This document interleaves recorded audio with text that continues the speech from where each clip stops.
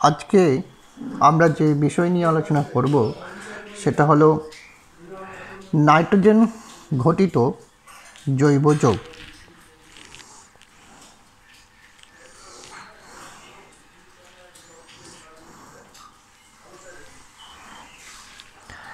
Nitrogen ঘটিত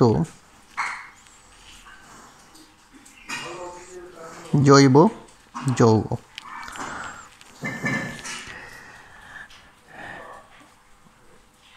এই যে পার্টটা আছে নাইট্রোজেন ঘটিত জৈব যৌগ, এর মধ্যে অ্যালকিল সায়ানাইড আছে, আইসোসায়ানাইড আছে, নাইট্রোঅ্যালকেন নাইট্রোঅ্যালিন আছে, অ্যামিন আছে, অ্যানিলিন আছে, এবং আমরা তার সাথে ডাইজোনিয়াম লবণ পড়ব। এই চ্যাপ্টারের মধ্যে অন্তর্গত আছে।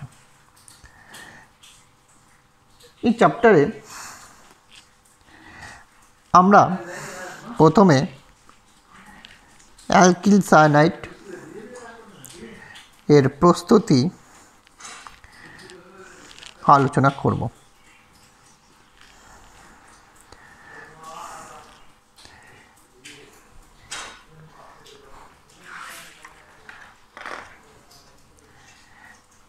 অ্যালকিল সায়ানাইড আমরা জানি যে কোনো হ্যালো অ্যালকেনের মধ্যে, এটা প্রথম চ্যাপ্টারে আমরা পড়েছি, এর মধ্যে কেসিএন দিলে পরে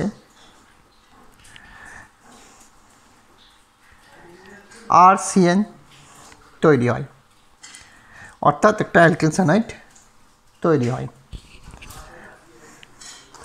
এক্সাম্পল হিসাবে তুমি দেখতেই পারো যে C2H5I এর মধ্যে কেসিএন দিলে বা NaCnO দিতে পারো। তো এটা অ্যালকোহলীয় দ্রবণ থাকে, অ্যালকোহলীয় দ্রবণ, অ্যালকোহলিক সলিউশনের মধ্যে তুমি কেসিএন দিচ্ছ, অ্যালকোহলীয় দ্রবণ বা অ্যালকোহলিক সলিউশন। তাহলে কী হবে, আয়োডিন এর জায়গায় সিএনটা চলে আসবে। তাহলে এটা অ্যালকিল সায়ানাইড আমরা হ্যালো অ্যালকেন থেকে ডাইরেক্টলি প্রস্তুত করতে পারি।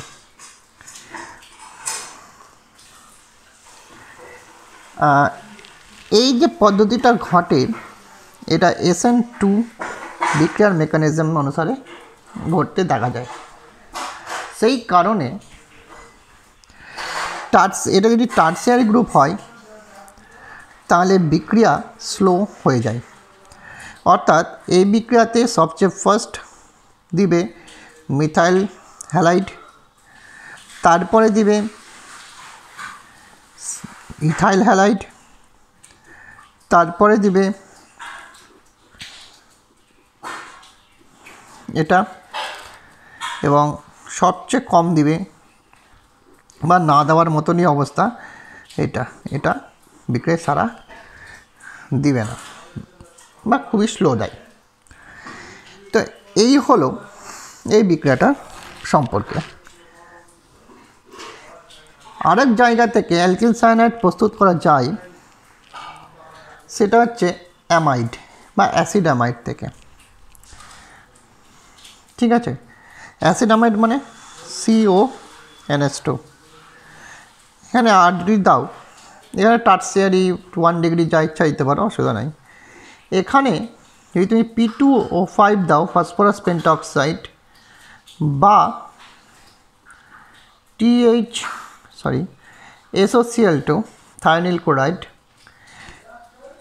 এই দুটোর মধ্যে দিয়ে একটা দিয়ে নিউদন করো, হিট করো, তাহলে নিউদন ঘটনা ঘটবে, মানে জল বেরিয়ে যাবে। এই অক্সিজেন আর এই হাইড্রোজেন নিজেদের মধ্যে জল বের করে দেবে, এবং এই ডাবল বন্ডটা এই কার্বন নাইট্রোজেনের মধ্যে নতুন আবার দুটো ডাবল বন্ড সৃষ্টি হয়ে যাবে।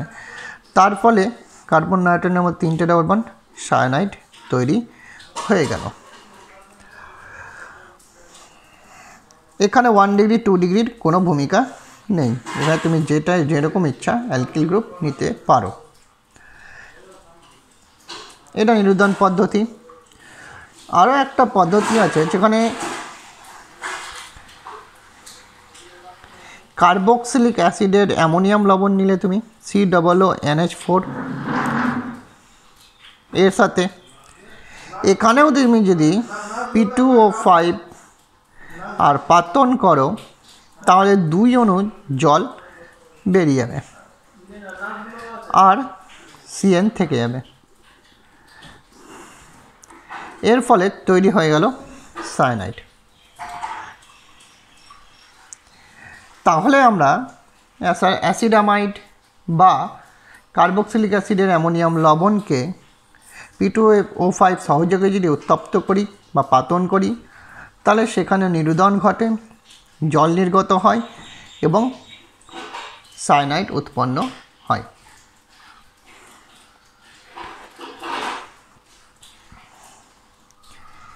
আমরা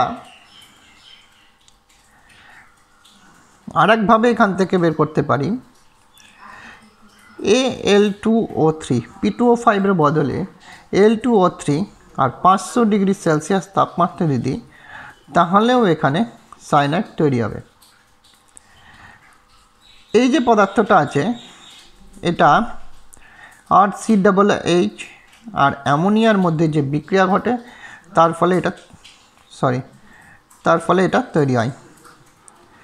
RCOOH এর মধ্যে অ্যামোনিয়ার সাথে বিক্রিয়া ঘটছে RCOOH এর, তার ফলে এটা তৈরি হয়। আর এটা থেকে এটা পদ্ধতি আর এটা পদ্ধতি দুটো দ্বারাই নিরোধন করে আমরা সায়ানাইড তৈরি করতে পারি। এটা ছাড়াও আরও একটা পদ্ধতি আছে যেখানে নিরোধন পদ্ধতিতে আমরা বের করতে পারবো, সায়ানাইড তৈরি করতে পারবো। সেটা হচ্ছে অ্যালডক্সিম, কার্বন ডাবল বন্ড NOH আর H, এইটুকু অংশকে অ্যালডক্সিম অংশ বলা হয়। এই অ্যালডক্সিমের মধ্যেও দেখো OH আর H পরমাণু দিয়ে জল যদি বের করে দাও তাহলেও কিন্তু সায়ানাইড পেয়ে যাবে। এখানেও তুমি P2O5 ইউজ করতে পারো বা অ্যাসিটিক অ্যানহাইড্রাইড ইউজ করতে পারো। এই দুটো দিয়ে হিট করে নিরোধন করো, জল বেরিয়ে যাবে, এখান থেকে OH এখান থেকে H বেরিয়ে যাওয়ার পর এদের মধ্যে একটা নতুন সিঙ্গেল বন্ড সৃষ্টি হওয়ার পর অ্যালকিল সায়ানাইড তৈরি হয়ে যাবে। অর্থাৎ অ্যালডক্সিম পদ্ধতিতেও আমরা অ্যালডক্সিমকে পাতন করেও আমরা নিরোধন পদ্ধতিতে সায়ানাইড পেয়ে যাই। তাহলে সায়ানাইড নিরোধন পদ্ধতিতে অনেক দেখতে পাচ্ছি আমরা। কার্বক্সিলিক অ্যাসিড থেকে একটু আগে বললাম এইভাবে তৈরি করা যায়, কিংবা এই অ্যাসিডের মধ্যে PCl5 যদি দাও তাহলে RCOCl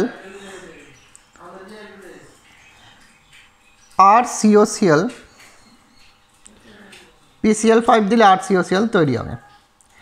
এই RCOCl এখানে PCl5 এর জায়গায় তুমি SOCl2 ইউজ করতে পারো। এর মধ্যে এবার NH3 দিলে পরে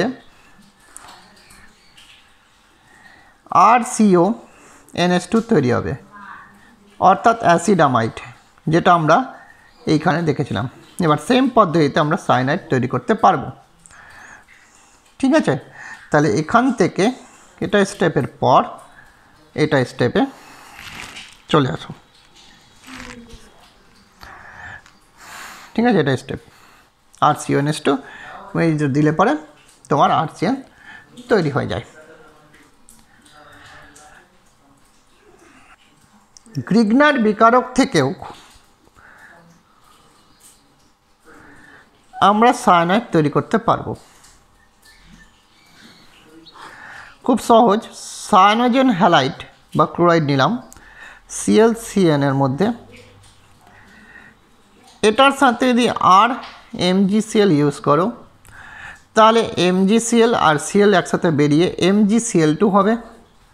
অবশ্যই যেখানে গ্রিগনার বিকারক সেখানে দ্রাবক হবে শুষ্ক ইথার। এই R আর CN একে অপরের সাথে যুক্ত হয়ে গেল, আর প্লাসে কী তৈরি করলো MgCl2, এটা না লিখলেও চলে। তাহলে আমরা গ্রিগনার বিকারকের সাথে সায়ানোজেন ক্লোরাইডের বিক্রিয়ার দ্বারাও আমরা কি সায়ানাইড অ্যালকিল সায়ানাইড তৈরি করতে পারবো। প্রাইমারি অ্যামিন থেকেও আমরা খুব সহজেই হাইড্রোজেনকে যদি বের করতে পারি তাহলেও আমরা সায়ানাইড তৈরি করতে পারবো। এখান থেকে দুটো হাইড্রোজেন, এখান থেকে দুটো হাইড্রোজেন, এই দুটো হাইড্রোজেন যদি দুদিক থেকেই বের করে দিই তাহলে এটা সায়ানাইডে পরিণত হয়ে যাবে। আর এই দুটো হাইড্রোজেন বের করার জন্য হাইড্রোজেন অণু বের করার জন্য আমরা এখানে যেটা ইউজ করব সেটা হচ্ছে কপার আর 300 ডিগ্রি সেলসিয়াস। অনেক জায়গায় দেখেছি কপার আর 300 ডিগ্রি সেলসিয়াস দিলে পরে হাইড্রোজেন বেরিয়ে যায়। অ্যালকোহলেও আমরা দেখেছি যে অ্যালকোহলের ও এর OH আর আলফা কার্বনের H, এখানেও তাই। এখানে দুটো হাইড্রোজেন আছে তাই দুটো হাইড্রোজেন এখান থেকে আর দুটো হাইড্রোজেন এখান থেকে, তার ফলে এখানেও অ্যালকিল সায়ানাইড তৈরি হয়ে যাচ্ছে। তাহলে আমরা এই কয়েকটা পদ্ধতিতে অ্যালকিল সায়ানাইড তৈরি করতে পারি।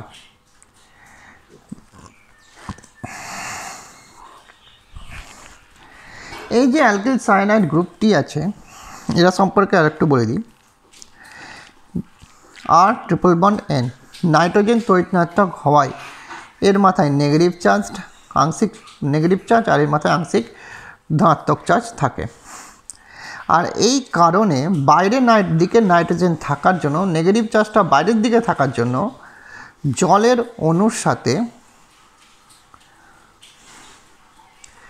হাইড্রোজেন বন্ড গঠন করতে পারে। আর সেই কারণে সায়ানাইড জলে দ্রাব্য হয়। কিন্তু যেখানে তুমি আইসোসায়ানাইড যদি নাও, এখানে কিন্তু আইসোসায়ানাইডের মধ্যে জলের সাথে কোনো হাইড্রোজেন বন্ড ঘটে না। সেই কারণে এর জলে প্রায় অদ্রাব্য বলেই চলে।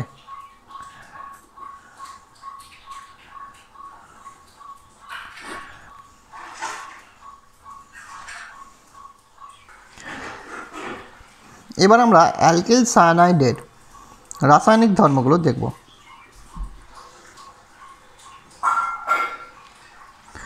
রাসায়নিক ধর্ম। অ্যালকিল সায়ানাইডের রাসায়নিক ধর্মেতে প্রথমে আমরা আলোচনা করব অ্যালকিল সায়ানাইডের আর্দ্র বিশ্লেষণ। আর্দ্র বিশ্লেষণ এখানে দুই প্রকার দেখতে পাবো। একটা হচ্ছে সম্পূর্ণ আর্দ্র বিশ্লেষণ, সম্পূর্ণ আর্দ্র বিশ্লেষণ, আর একটা পাবো অসম্পূর্ণ আর্দ্র বিশ্লেষণ।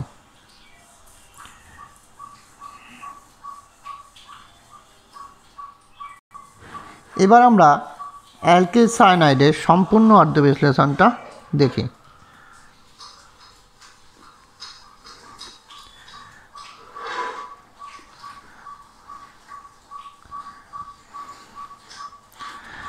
সম্পূর্ণ আর্দ্র বিশ্লেষণ এটা দুটো মাধ্যমে সম্পূর্ণ আর্দ্র বিশ্লেষণ ঘটানো হয়। একটা হচ্ছে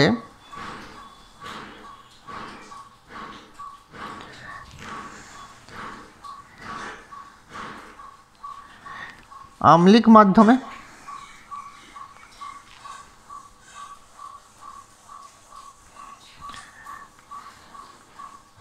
আর একটা হচ্ছে হবে ক্ষারীয় মাধ্যমে। আম্লিক মাধ্যমে আর্দ্র বিশ্লেষণ সম্পর্কে একটু পড়লে পরে কী বোঝা যাবে যে যখন আম্লিক মাধ্যমে আর্দ্র বিশ্লেষণ করা হয়, সাপোজ লঘু HCl বা HCl জল দিয়ে যদি রিফ্লাক্স করা হয় তাহলে এই CN এর সিটি COOH এ কনভার্ট হয়ে যায়, আর এনটা হয়ে যাবে NH4+। আর যেহেতু এখানে অ্যাসিডের Cl- আছে তাহলে এখানে Cl- বসিয়ে দেবো। এখানে যেরকম অ্যাসিড দেবো সেরকমভাবে যুক্ত হবে। এটা হচ্ছে মেন প্রোডাক্ট, এটা রাখতে হবে কার্বক্সিলিক অ্যাসিডে। আর যদি ক্ষারীয় মাধ্যমে করি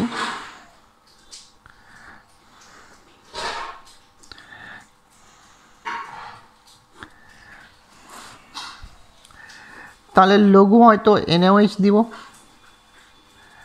তাহলে এটা RCOON তৈরি হবে। এখানে H+ ছিল বলে COOH হচ্ছিল, এখানে Na+ আছে বলে COON তৈরি হচ্ছে।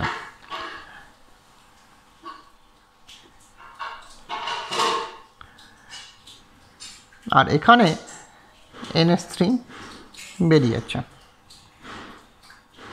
এবার এর মধ্যে যদি তুমি আবার লঘু অ্যাসিড দাও, লঘু HCl বা কিছু, তাহলে RCOOH কনভার্ট হয়ে যাবে আর NaCl লবণ পড়ে থাকবে।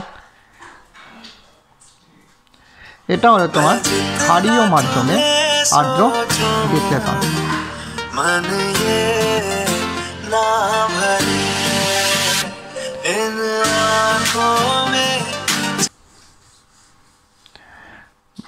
এটা হলো তোমার ক্ষারীয় মাধ্যমে আর্দ্র বিশ্লেষণ।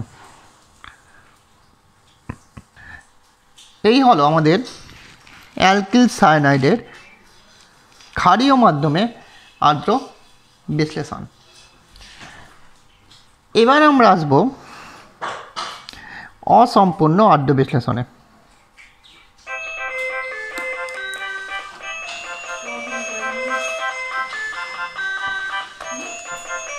দাঁড়াও দেখছি, না আমার ফোনে অন্য ফোন আছে।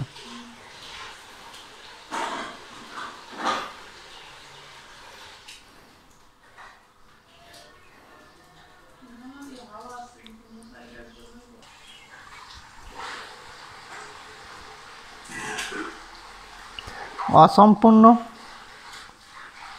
আর্দ্র বিশ্লেষণ।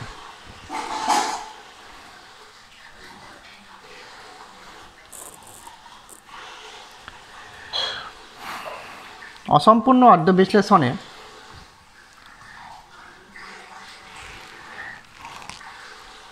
RCNকে আম্লিক মাধ্যমে যদি আর্দ্র বিশ্লেষণ করা হয়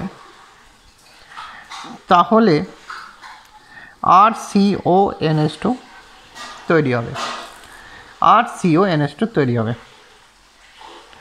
অর্থাৎ এখানে সম্পূর্ণ হলো না। আরেকবার যদি আর্দ্র বিশ্লেষণ করা হয় তাহলে এটা COOH হয়ে যাবে আর এটা NH3 হয়ে বেরিয়ে যাবে। বুঝে গেল ব্যাপারটা? আচ্ছা, এটা হলো অসম্পূর্ণ আর্দ্র বিশ্লেষণ।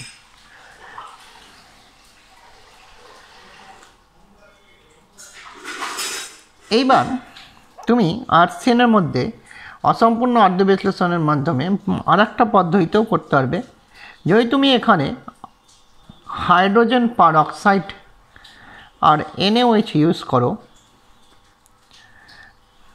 ঠিক আছে, এটা আংশিক আর্দ্র বিশ্লেষণ, অসম্পূর্ণ আর্দ্র বিশ্লেষণ, এটাও অসম্পূর্ণ আর্দ্র বিশ্লেষণ, তাহলেও এখানে RCONH2 তৈরি হবে। আর এখানে এটা বেরোবে, সেটা হচ্ছে অক্সিজেন গ্যাস, O2 গ্যাস সেখান থেকে নির্গত হবে। বুঝা যাচ্ছে ব্যাপারটা? আচ্ছা, এবার আমরা অ্যালকিল সায়ানাইডের বিজারণ দেখব।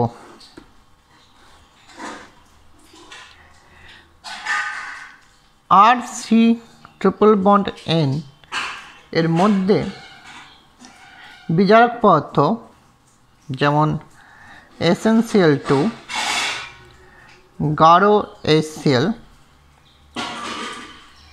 আর 2 নম্বরে যদি জল দিই হিট করি তাহলে, সরি বিজারণটা শুধু করি আগে, তারপর পরেরটা দেখব। SnCl2 HCl বা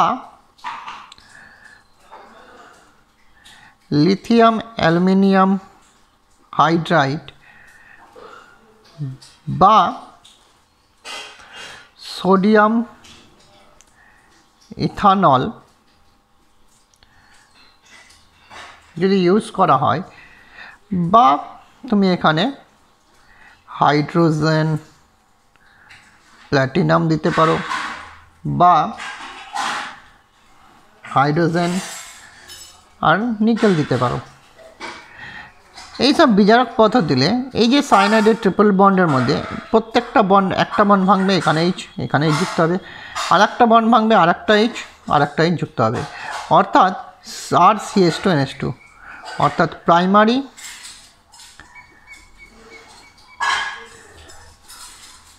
অ্যামিন উৎপন্ন হবে, প্রাইমারি অ্যামিন উৎপন্ন হবে, যেটাই দাও না কেন এর মধ্যে প্রাইমারি অ্যামিন উৎপন্ন হবে। আরও একটা পদ্ধতি আছে অ্যালকিল সায়ানাইডের বিজারণে, স্টিফেন পদ্ধতি। স্টিফেন পদ্ধতিটা কি এবং কীভাবে হচ্ছে? RC ট্রিপল বন্ড এর মধ্যে যখন প্রথম স্টেপে SnCl2 আর গাঢ় HCl দিচ্ছ, তখন প্রথম বন্ডটা ভেঙে এখানে এইচ যুক্ত হয়ে যাচ্ছে, তাহলে RCH ডাবল বন্ড NH তৈরি হচ্ছে। এবার এখানে যদি জল দিয়ে দাও, জল দিলে একটা প্লাস পয়েন্ট হচ্ছে, মনে রাখবে যেখানে কার্বন ডাবল বন্ড নাইট্রোজেন থাকবে আর তার মধ্যে যদি জল দাও, তাহলে যাই থাক না কেন নাইট্রোজেন এখানে আর এখানে কার্বনের, নাইট্রোজেন এইখানে যে লেগে আছে তাকে নিয়ে এই হাইড্রোজেনটাকে নিয়ে বেরিয়ে যায়, আর এই কার্বন আর অক্সিজেনের মধ্যে ডাবল বন্ড দ্বারা যুক্ত হয়ে যায়। তাহলে এখানে RCH NH আর H2NH3 হয়ে বেরিয়ে যাচ্ছে, অক্সিজেনটা ওখানে যুক্ত হয়ে যাচ্ছে জায়গায়, তাহলে এটা অ্যালডিহাইড তৈরি হয়ে যাচ্ছে। এই পদ্ধতিটাকে বলে স্টিফেন পদ্ধতি, এটা নেম রিঅ্যাকশনস। এটা আমরা অ্যালডিহাইডে অবশ্যই দেখেছি, অ্যালডিহাইড প্রস্তুতিতে স্টিফেন পদ্ধতিটা। অ্যালকিল সায়ানাইডকে আমরা এস্টার গঠন করতেও দেখব। দেখো আমরা জানি অ্যালকোহলের সাথে যখন কার্বক্সিলিক অ্যাসিডের বিক্রিয়া হয় তখন এস্টার তৈরি হয়, আবার আরসিএনকে অ্যাসিডের উপস্থিতিতে আর্দ্র বিশ্লেষণ করলে অ্যাসিড তৈরি হয়ে যায়। তাহলে সায়ানাইডকে প্রথম আমরা কী করলাম, অ্যালকোহলের সাথে বিক্রিয়া করাচ্ছি, কিন্তু জল আর অ্যাসিডের উপস্থিতিতে, সে HCl হতে পারে, HCl হতে পারে, H2SO হতে পারে, তাহলে জল আর অ্যাসিডের উপস্থিতিতে এ কী করছে, COOH হয়ে যাচ্ছে, অ্যাসিড হয়ে যাচ্ছে কার্বক্সিলিক অ্যাসিড, আর এই কার্বক্সিলিক অ্যাসিড অ্যালকোহলের সাথে বিক্রিয়া করে এস্টার উৎপন্ন করছে, তাহলে RCOO আর ড্যাশড উৎপন্ন করছে। তাহলে এই একটা পদ্ধতির মাধ্যমে আমরা এস্টার গঠন করতে পারবো, খুব সোজা পদ্ধতি, অসুবিধা নাই।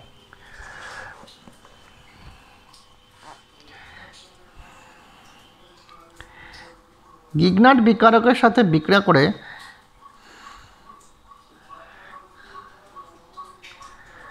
RCN কি উৎপন্ন করে এটা দেখব।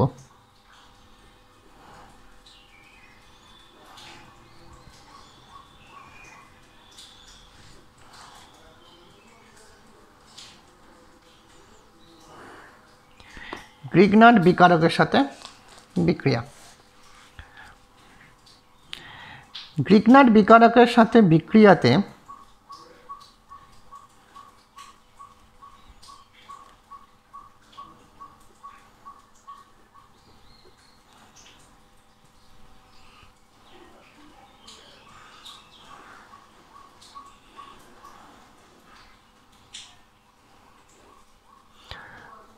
R'(MgX) ধরো দিলাম,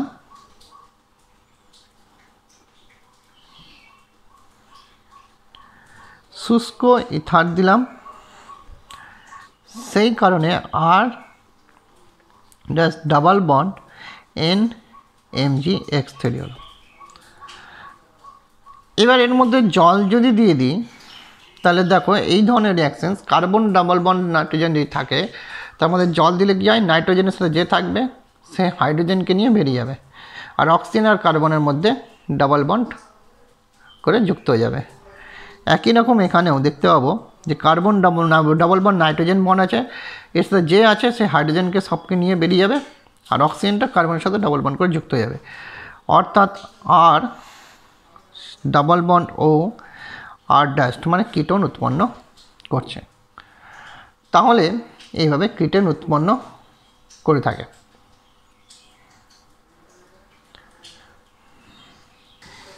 এবার যে সায়ানাইডের রিয়াকশানসটা দেখবে, একটা অন্যরকম একটা রিয়াকশান, ধাতু দিয়ে প্রতিস্থাপন করাবো। তারপরে ধরো আর CH2 CN আছে, এর মধ্যে NaNH2 আর লিকুইড অ্যামোনিয়া যদি দাও, তরল অ্যামোনিয়া, সায়ানাইডের মধ্যে -I এফেক্ট থাকে, এই কারণে আলফা কার্বনের হাইড্রোজেনটা আম্লিক হাইড্রোজেন, আর এটা ক্ষার, তাই হাইড্রোজেন এখান থেকে একটা হাইড্রোজেন NH2 নিয়ে NH3 হয়ে এর সাথে মিশে যাবে, আর ও কার্বনটা এখানে হয়ে যাবে মাইনাস।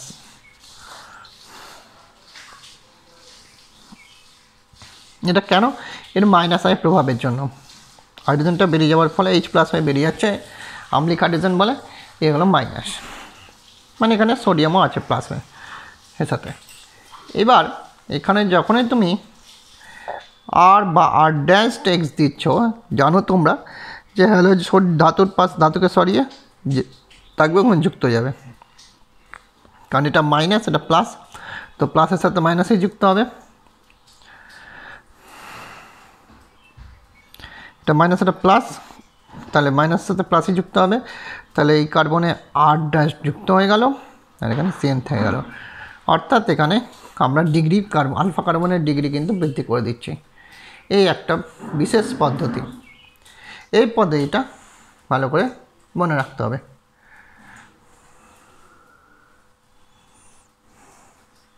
তাহলে আজকে এই ভিডিওতে অ্যালকিল সায়ানাইডের গঠন ও উৎপন্ন মানে প্রস্তুতি এবং রাসায়নিক বিক্রিয়া এইটাতে কমপ্লিট করে দেওয়া হলো, কভার করে দেওয়া হলো এই ভিডিওতে।